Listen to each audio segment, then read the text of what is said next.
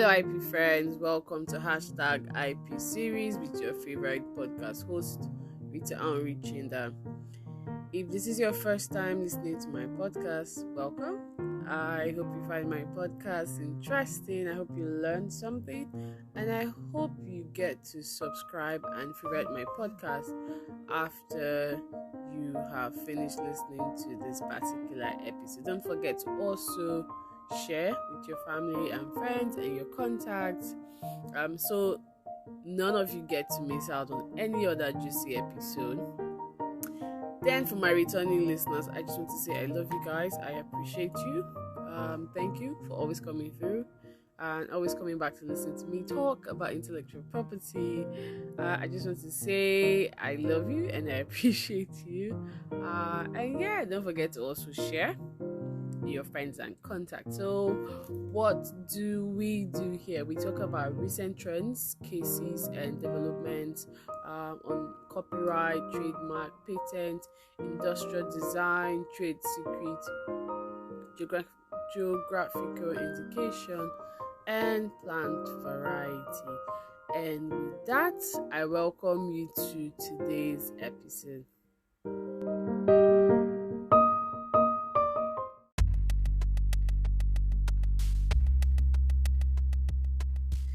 Okay, so on today's episode, I have a very special guest with me, and we will be focusing on the entertainment sector. So, we're talking music streaming, we're talking about commercialization, music ownership, exploitation, how creatives can generate funds, which is basically, frequently asked questions about the entertainment sector, especially as it relates to Nigeria.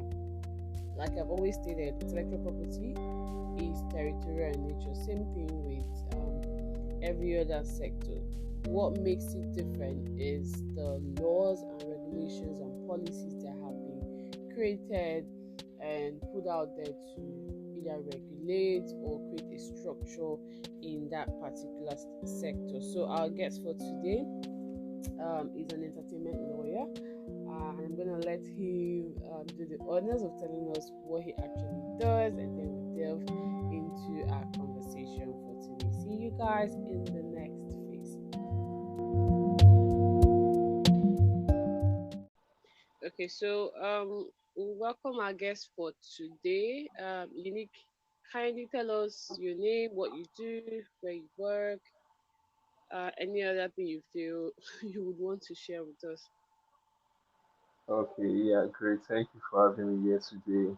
I'm a music licensing professional with an interesting specialization that covers areas like music publishing, music supervision, and music licensing for films, video games, TV commercials, animation, and other placement platforms.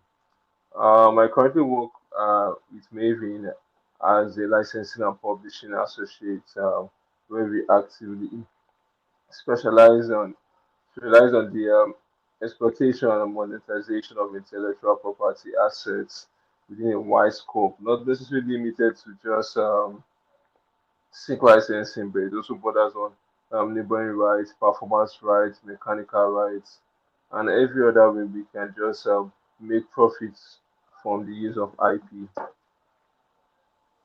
Fantastic. I mean, it's interesting how vast your area of specialty covers. So you mentioned music licensing and publishing and neighboring rights. Yes, please. Can you shed more light on that, on how the future holds for the creatives, in terms of exploring this aspect? Because I'm not sure that um, that's a developed area in Nigeria. So just give us like an inside um, view or perceptive about how that sector works. Okay, yeah, so maybe I'll start with neighboring rights. Neighboring rights is simply has to do with performance rights on the master side. So whenever the music is being played in places like the airports, restaurants, venues for concert and the like. So a particular sum of money, or what we call royalties, is being paid to the master owners or the performance of the sound recording, the performance of the sound recording. So it's fair to say that that area is not really developed in Nigeria, but one thing we need to know that music is not just restricted to one territory. Music is being played all over the world. Just a few days ago, we had the video performing at the O2 Arena. So he's performing a large catalog covering different right holders. He had other artists also come around to perform. Performance royalties, most especially neighboring right in this sense, is being exploited and royalties are being generated. Whiskey had similar performance sometimes last year. So I think with the fact that music is being played at various clubs, various restaurants around the world, it means that even if it's not a developed area in Nigeria for now, royalties are being generated.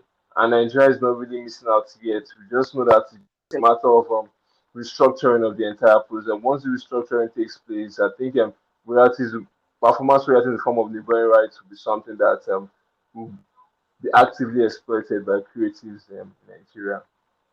um let's talk music ownership and determining chain of title. So going back to your example of Davido's event at the O2 where he brought in other artists to perform with him, how does the music ownership play out before this performance, or when you're making an album or creating a content as a creative or as an entertainer or as an artist? Okay, yeah. So music ownership, think it's something that we grew up with the entire mindset that own your masters, own your masters, own your masters. You hear that a lot. You can just get a random music conversation that you hear people keep on saying, own your masters, own your masters, own your masters. But music ownership is not just about owning the masters, it's also about the control composition. Control composition. So for every musical work, for every music, we know that it's divided into two parts: the sound recording and the publishing part, which is the musical work itself, the song. The Mm. song comprising of the lyrics and the beats, the lyrics and the beats. So before music is being made, or let's say use the word after music is being played, is what we call the split sheet agreement. The split sheet agreement simply gives a breakdown of the music ownership on the publishing side, on the music ownership on the publishing side, because they are joint copyright holders. So everyone who has contributed to that particular body of work is entitled to a percentage, except there is an initial assignment which must be communicated in writing. Mm. On the way the law, for example, Nigerian copyright law actually frames it is that they all come together to work for an artist. So the artist automatically is the owner of that work, except there's a document that transferring that rights from the artist to every other person that participated in that work. That is on the sound recording side. But like I explained on the publishing side, which is the musical work side, is based on the contribution. It's based on the contribution. So that is how music ownership actually works. Okay, so after determining the percentage that everyone is entitled to, how do we make money from this? How do we commercialize? How do we exploit um, what we've built and created in the studio? Okay, yeah. So on the publishing side, and the first we have various I don't should I use the word streams of income or various areas of exploitation. One I'll talk about the mechanical rights exploitation. Mm. Anytime the song is being streamed, yeah, streaming royalties are being generated on the master side. But on the publishing side, mechanical royalties are being generated. So the right holders in this sense, the songwriters, the producers tend to be able to get a pie or a cut of the streaming royalties, and it's called the mechanical royalties because it's on the publishing side. Music is being used in movies, music is being used in TV commercials, music is being used in games. Anytime music is being used for on this placement platform, a fee is being paid for the master user and the sync rights. So anytime such money is being paid. They also refer to as sync royalties. That's referred to as sync royalties. Sometimes it's being called sync fee because it's not something that you're going to receive as like it's not something that after you make use of the sync, you'll be receiving money in form of sync royalties. Instead, you receive money in form of performance royalties. So at that point that they want to make use of that song to be able to sync and visuals to the music, they pay a particular fee. So that's another way of exploiting music. We also have the performance royalties, which I talked about earlier on, when music is being performed in the club, when music is being performed at the airport or restaurants, and royalties are being generated.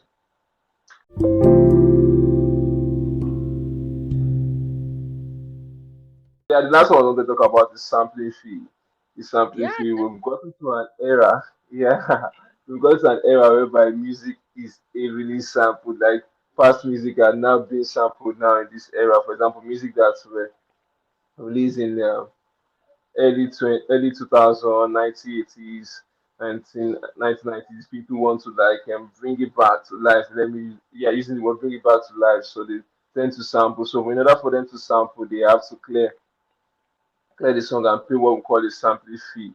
So I think it's also a way of generating income. I think we're going to divert a bit from our conversation now because you made mention of how people songs that have been sampled from the 1980s and sampled from the 1980s. So, for instance, now let's say a creator, an author who produced or created a song, say 1970s, is late, and his kids are dead. They don't really care about his catalog. They don't care about royalties. They're not interested in the fact that people are actually sampling the work of this author.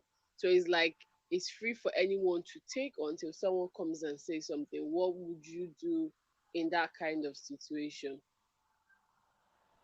Yes, most times when it comes to administration of estate, most especially as it relates to intellectual property, most of these authors are not always the ones that are actually in charge of these things. They tend to like create or rather assign it to a particular body, a particular company to be able to manage that catalog, to be able to manage that catalog. So it's very easy when such song wants to be cleared, they can easily reach out to the people managing the catalog, reach out to the people managing the catalog. So, irrespective of the fact that their children who controls yeah, who inherited the catalog, they don't know anything about music. It's still very, very easy for people to be able to like assign it to a company that understand the music business to be able to manage the catalog and actually issue out license for things that involve sample usage and every other form of licenses that they may need.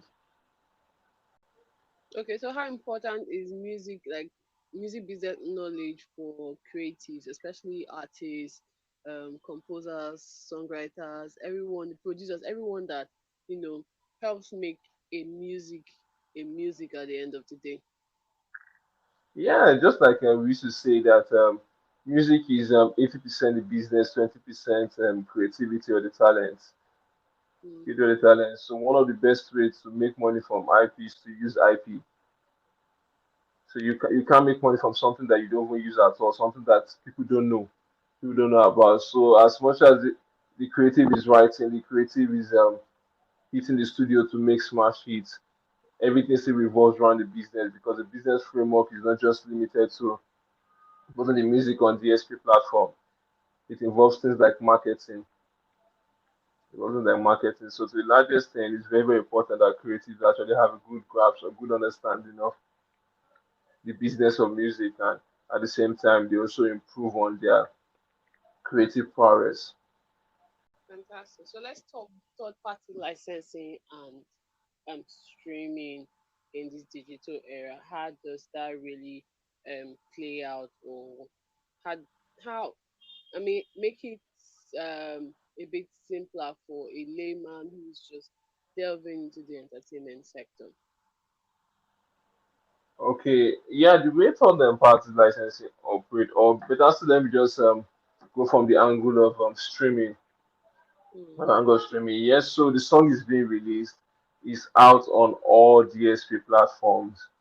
So technically, there's a license. So that's the owner of the song. is actually giving a license to the DSPs to be able to distribute this song, make it available on their stores, make it available Okay, on their stores. So that, so yes, before yes. you move forward, can you explain what DSP is? Because Okay, I'm not sure, and people that will be listening to, not everyone knows what the acronym. So let's make it a bit easier and lighter. okay. DSP simply means digital service providers. So who are digital service providers? The likes of Spotify, the likes of Apple Music, the likes of Boomplay, they are digital service providers. So they receive the song through what we call distributors, or in some parlance they use the word aggregators. So who are distributors? Who are aggregators? These are people that actually obtain license from the music right owners to be able to have these songs distributed to music stores, or what I call DSP, digital service providers. So an aggregator, let me use for example DistroKid. A user signs up on DistroKid website, grants DistroKid the license to distribute the song. So distribute the song to who? DSPs. Examples of these DSPs include Spotify, Apple Music, Boomplay, we have Deezer, Amazon Music, YouTube Music, and the likes. So that's how the relationship is. Hmm.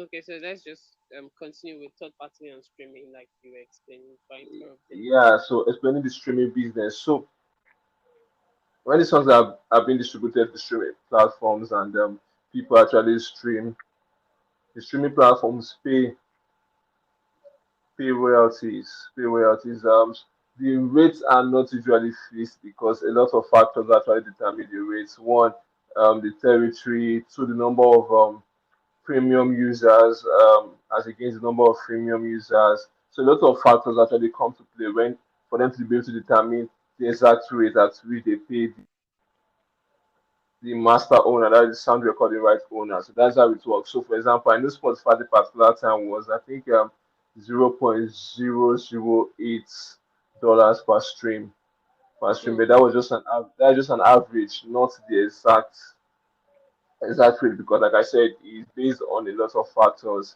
A lot of the factors, territory is a factor, number of premium users is also a factor.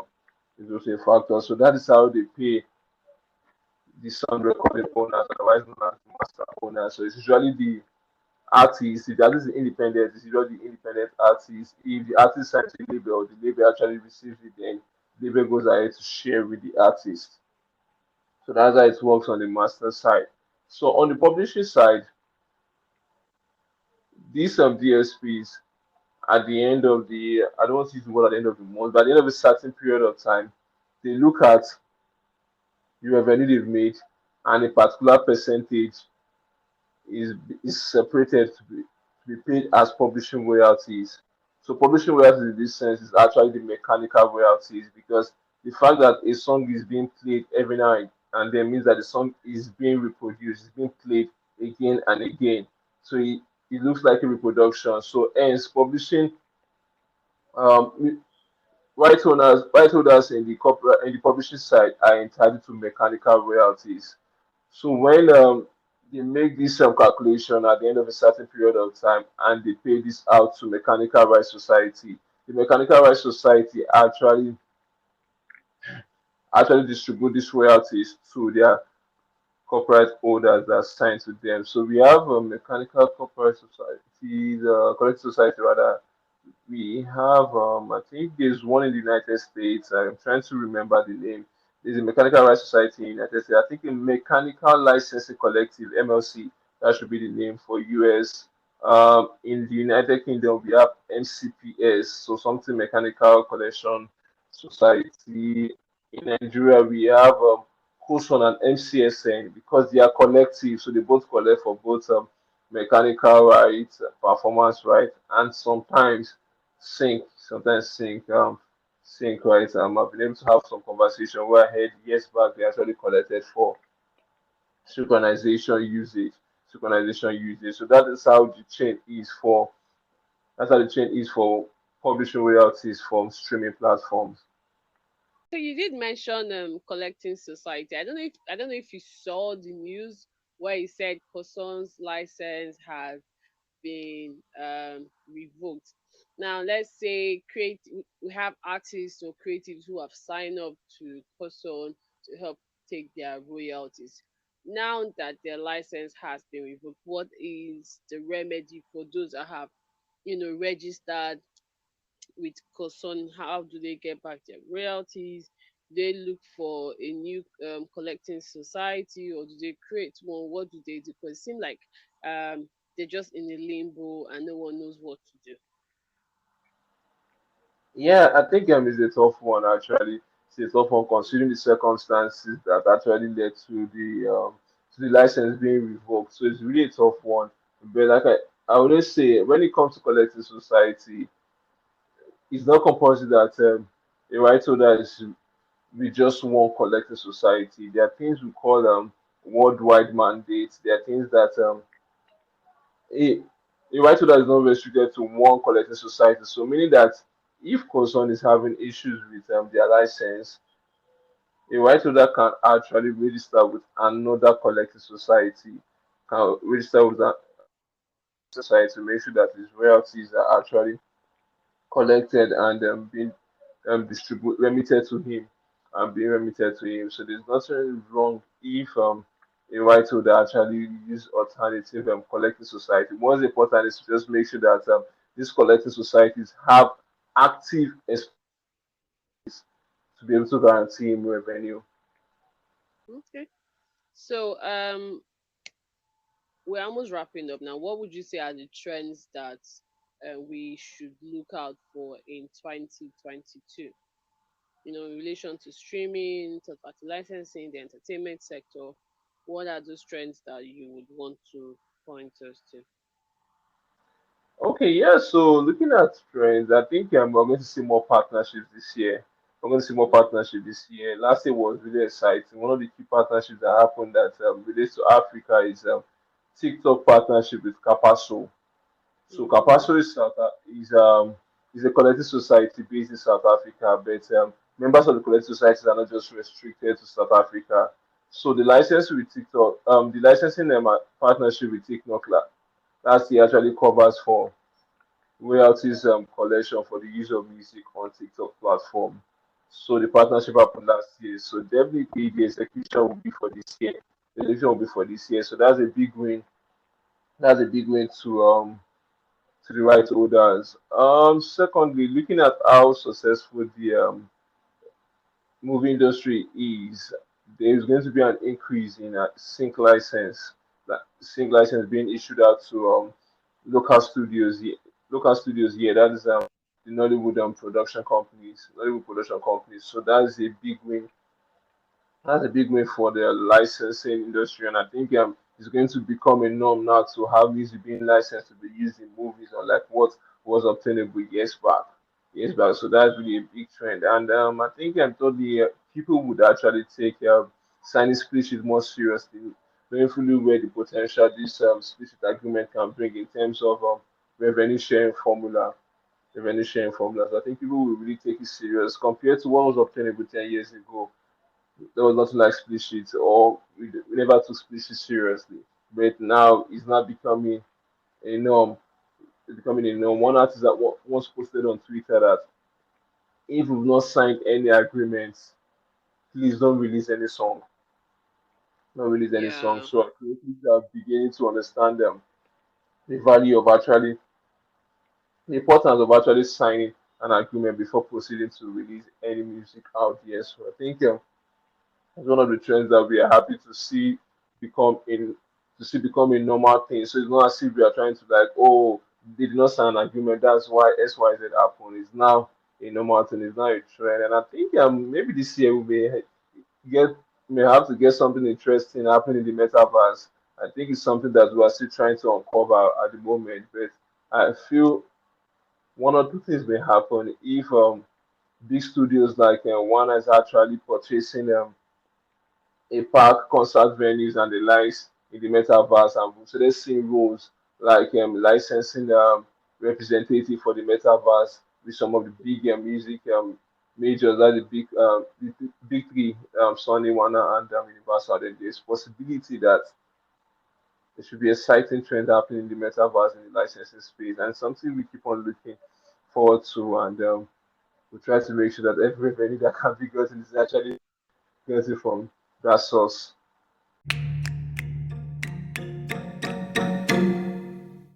Hmm. I mean, it's. I mean, I do agree with you with the metaverse conversation. I mean, as the day goes, you're seeing a lot of. I mean, it's actually going to expose a lot of gaps with our laws. But I'm of the opinion that we kind of have like a research and development facility before actually delving deep. But I think with the growing conversation and popularity of it, we'll get the hang of it in no time. So finally, what would be your closing remark for creatives? What would you advise them to do? How can we reach you if we want to, have more conversations about the entertainment sector in Nigeria? Yes, so whenever the music is being played, someone is getting paid. So the question is, who is getting paid? It's very fair to say that, oh, music is being used and the value, and they are willing to pay, and they're willing to pay for the use of such music. So music licensing is something that has come to stay. So why are we just spending so much energy on bookings and shows, tours, and the likes? Is high time we started looking at these other areas, because these other areas is something that the songwriters, the producers who don't get to be on the stage to perform alongside with the artists or get paid show money can actually generate revenue from. Can actually generate revenue from. Yes, so I'm active on LinkedIn. My name is Unique Oliver. I'm also on all other social media platforms, Instagram, unique.oliver underscore. And I think, yeah, Mr. Unique Oliver too on Twitter. Sorry? Yeah, my, Go ahead. my LinkedIn name is Unique Oliver. Uh, You can reach me on LinkedIn, yeah. And so we have come to the end of today's episode. Thank you so much, Unique, for being a guest on our show for today. You guys check out his newsletter on entertainment law, which is always published on LinkedIn. You can also subscribe so you get it in your email as well. Last year, he did a piece on the um, chilling with the big boy copyright saga. You guys need to read it to understand it from his own perspective, which was very insightful. So thank you so much, Unique. We hope you had a fantastic time with us recording this episode. Yeah, yeah, it's a great and insightful session. Okay.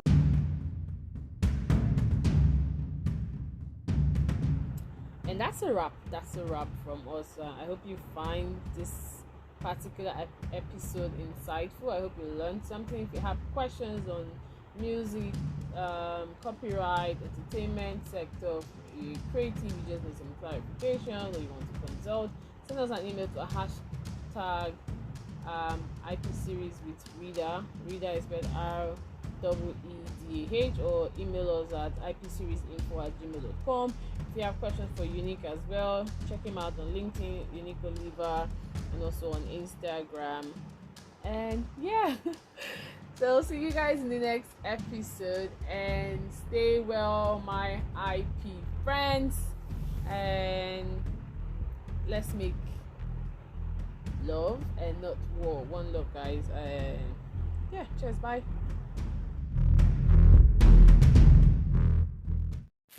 Thank you so much for this. I think I learned so much. God bless you.